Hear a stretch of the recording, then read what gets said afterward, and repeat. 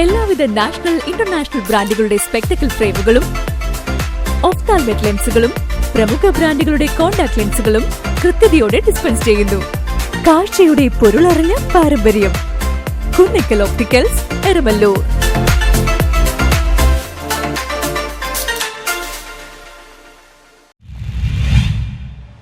മുക്കുപണ്ടം പണയം വെച്ച് പണം തട്ടുന്ന സംഘം പോലീസ് പിടി.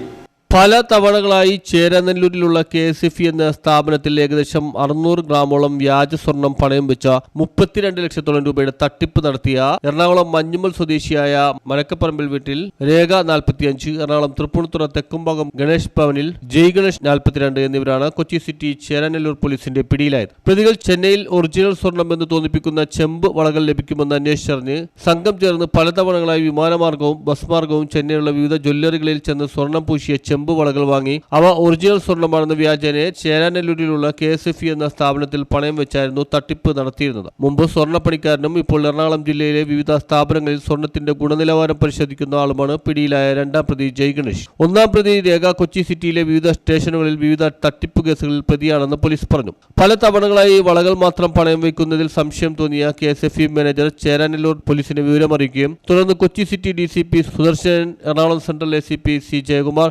Cheranalloor police station SHO inspector Saiju K Paul എന്നിവരുടെ നേതൃത്വത്തിൽ നടത്തിയ അന്വേഷണത്തിലാണ് തട്ടിപ്പ് വിവരം വെളിപ്പെട്ടത്. പ്രതികളുടെ കൂടെ വേറെ ആളുകളുണ്ടോ എന്നും പ്രതികൾ സമാനമായ തട്ടിപ്പുകൾ നടത്തിയിട്ടുണ്ടോ എന്നും പോലീസ് പരിശോധിച്ചു വരികയാണ്. Cheranallur SI Sunil G, SI Rasheed PM, SI Sabu KK, senior CPOമാരായ മുഹമ്മദ് നസീർ, ദിനൂപ് KR, CPOമാരായ ജോസഫ് PJ, രഞ്ജുപ്രിയ, ജാൻസി PJ എന്നിവരാണ് അന്വേഷണ സംഘത്തിലുണ്ടായിരുന്നത്. News bureau, Kochi.